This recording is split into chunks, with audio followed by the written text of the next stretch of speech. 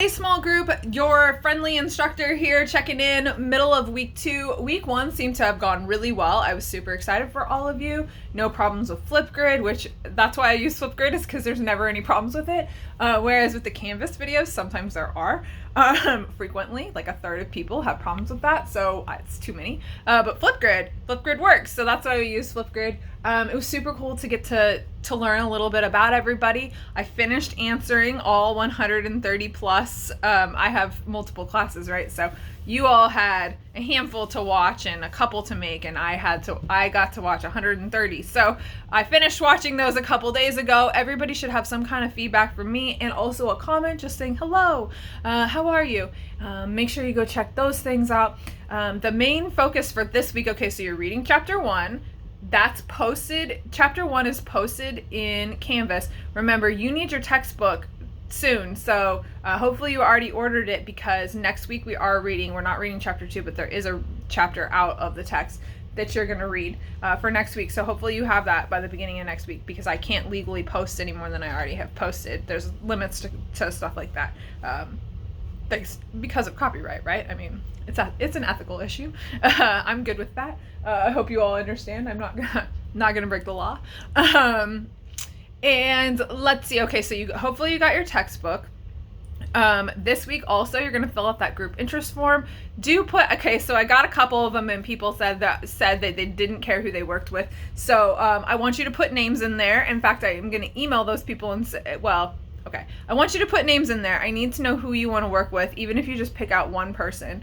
Don't just say, I don't care. That's not going to be helpful for me. So I'm not saying you're going to get every single person on the list, but it would be good if you picked somebody out, because I think that if you don't pick somebody out, it kind of says I didn't really look and I didn't really try.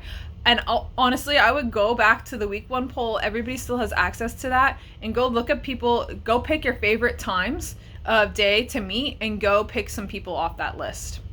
That's where I would start. And then I would maybe go read their discussion posts to see, or watch their Flipgrid to see if maybe they're people that I want to hang out with for a semester virtually. I guess the stakes are a little lower because it's virtual hangout. It's not like you have to share the physical space with those people.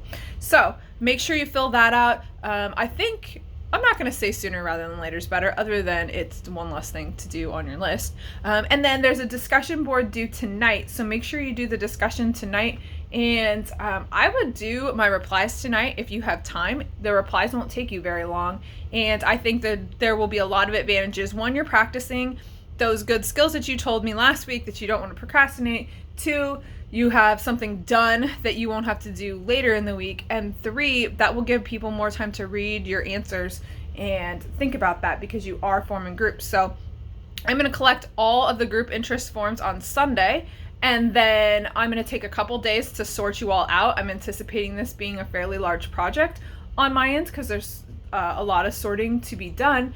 And then you're going to get, in the middle of the week, you're going to get an email from me that says, okay, here are my tentative groups.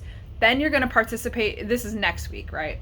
Next week you'll get that information. You'll do a little discussion activity with the potential group members, and you either need to say, okay, this is our group, or if somebody says this isn't going to work for me because I can't meet at the same times these people are, then I might filter them into another group. And by Sunday you will have committed to your Sunday of next week. So Sunday of this week you're going to pick your potential group members. By Sunday of the following week you will have all committed.